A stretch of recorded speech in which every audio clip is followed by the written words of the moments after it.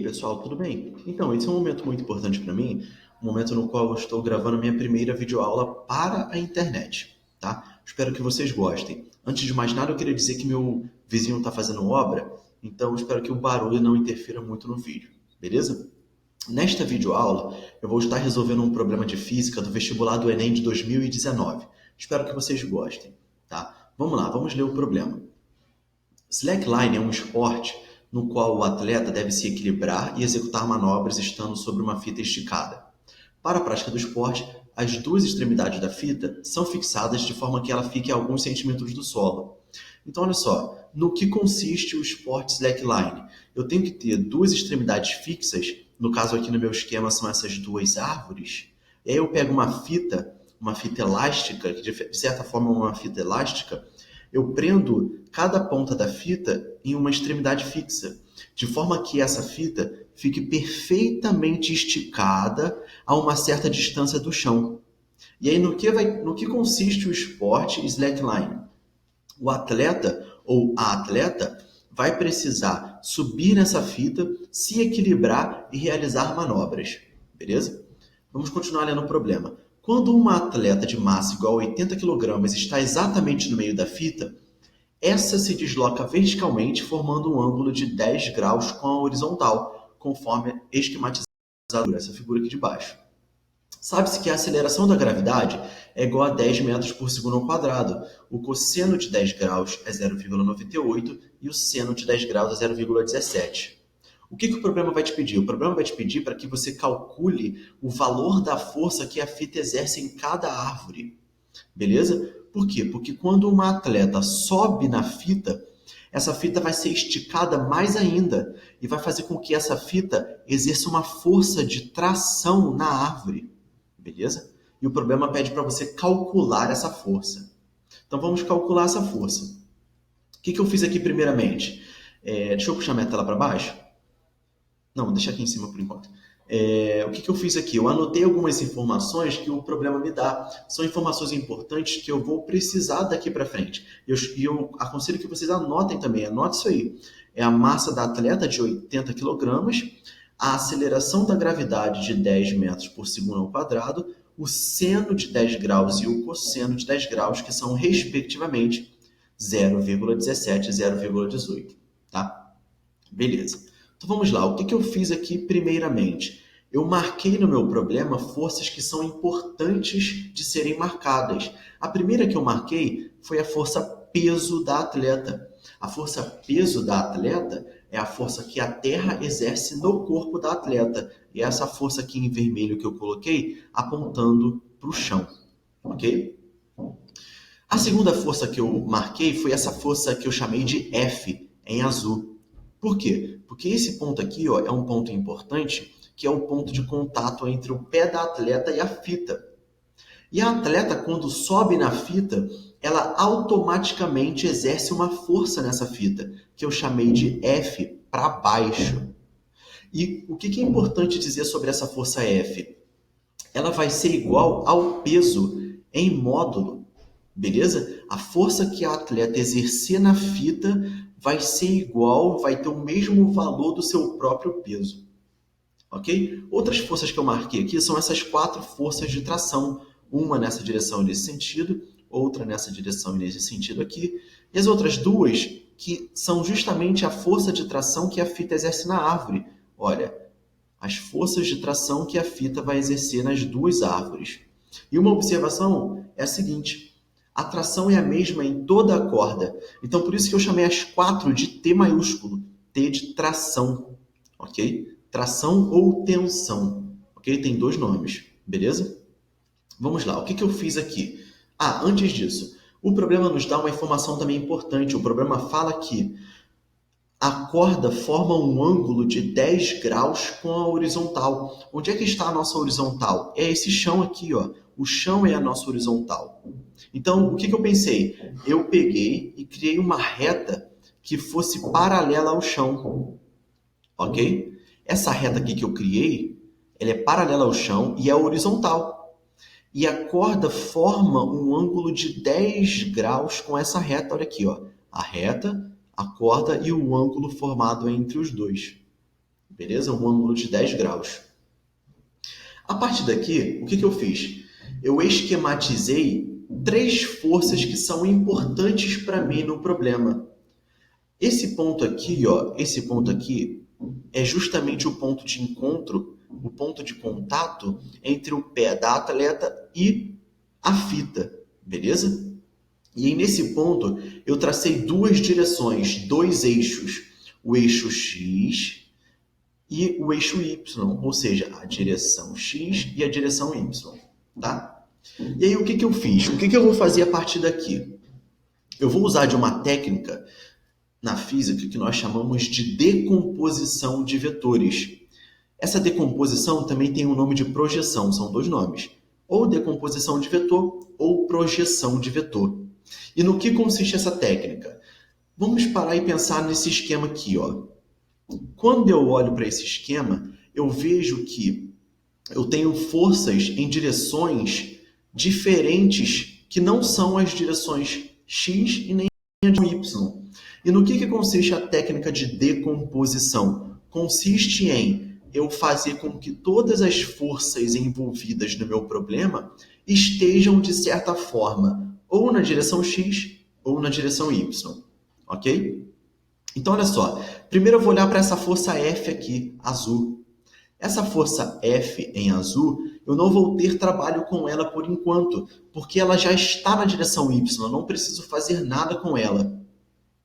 Agora, quando eu olho para a força de tração T, eu vejo que essa força de tração não está em X e também não está em Y. E eu tenho que fazer, utilizando a técnica de decomposição, eu tenho que fazer com que essa força de tração esteja nessas 2 direções. Beleza? Então vamos fazer isso. Primeiro, eu vou ter a projeção da tração em X. Olha aqui, eu tenho a tração e eu tenho a projeção na direção X, que eu chamei de TX. Da mesma forma, eu tenho na outra tração uma projeção dela na direção X, que eu chamei de TX. Tá? Eu vou pensar da mesma forma em Y. Eu tenho uma projeção da tração em Y, que eu chamei de TY. Então, essa tração vai me dar uma projeção em Y e essa outra tração vai me dar mais uma projeção na direção Y, tá? E tem uma forma de calcular essa atração em X e essa atração em Y. Como que nós calculamos? Da seguinte forma. O TX, que é a atração em X, vai ser calculado pelo produto de T vezes o cosseno do ângulo θ. Eu chamei de θ porque eu generalizei. Pode ser qualquer ângulo, mas lembrem, o ângulo do nosso problema é 10 graus, tá? E como é que eu calculo TY? TY vai ser o produto entre T e o seno do ângulo, beleza? E eu vou guardar essas ferramentas comigo. Vamos continuar. A partir daqui, o que eu fiz? Eu pensei em uma outra informação que o problema me dá. O que o problema fala? O problema fala que a atleta fica perfeitamente em equilíbrio na corda. E é um equilíbrio que nós na física vamos chamar de equilíbrio estático. É um tipo de equilíbrio onde a atleta não possui velocidade zero, ok? Ela fica perfeitamente parada. Lembram que esse ponto aqui é o ponto de encontro entre o pé da atleta, né? O ponto de contato entre o pé da atleta e a fita. E quando o problema fala que a atleta fica perfeitamente parada, fica em equilíbrio estático, significa que a atleta não tem movimento. A sua velocidade é zero, beleza? Então ela não se movimenta na direção X, ou seja, ela não vai nem para a direita nem para a esquerda, e ela não se movimenta na direção Y, ou seja, ela não vai nem para cima nem para baixo, ela fica paradinha. Isso é uma informação importante, por quê? Porque a partir daqui eu vou aplicar a segunda lei de Newton. Vocês lembram da segunda lei de Newton, que é o princípio fundamental da dinâmica? Aquela famosa equação que todo mundo fala, F é igual a massa vezes aceleração? Ou seja, o que eu vou fazer aqui? Eu vou aplicar a segunda lei de Newton na direção Y, beleza? O que eu fiz? A força resultante vai ser igual ao produto da massa da atleta vezes a aceleração, porém na direção Y, ou seja, a força resultante em Y é a massa do atleta vezes a aceleração em y, ok? Esse símbolo aqui é um símbolo de somatório das forças. Por que eu coloquei isso? Para que vocês possam enxergar que fazer força resultante é somente fazer um somatório de forças, não tem mistério, ok? Então, a força resultante na direção y vai ser igual ao somatório das forças na direção y, que é igual a massa vezes a aceleração na direção y, ok? Lembrem que a atleta está parada, sua velocidade é zero. Ou seja, a sua aceleração também é zero. Então, olha como é que fica. A força resultante na direção y vai ser igual à massa da atleta vezes zero. Isso me dá como consequência, como uma conclusão importante, que a força resultante na direção y vai ser zero, porque vai ficar m vezes zero, e isso vai dar zero. Ok? Beleza. A partir daqui eu vou fazer o somatório das forças, porque fazer força resultante é fazer somatório de forças. Então, antes disso, o que eu queria chamar a atenção de vocês? Eu quero chamar a atenção de vocês para o seguinte fato. Força é uma grandeza vetorial, e uma grandeza vetorial precisa possuir direção e sentido. A direção no eixo y vai ser a própria direção do eixo y. Porém, esse eixo y possui dois sentidos, para cima e para baixo. E o que eu vou fazer? Eu vou adotar um referencial neste eixo. Tá? O que é adotar um referencial? Eu, Lucas, vou escolher o seguinte, que o sentido para cima é um sentido positivo. Ou seja, toda força que estiver para cima no eixo y é positivo. E toda força que estiver para baixo, né, no eixo y vai ser uma força negativa. Tá? Então, quando eu realizar um somatório, eu vou ter que pensar nisso.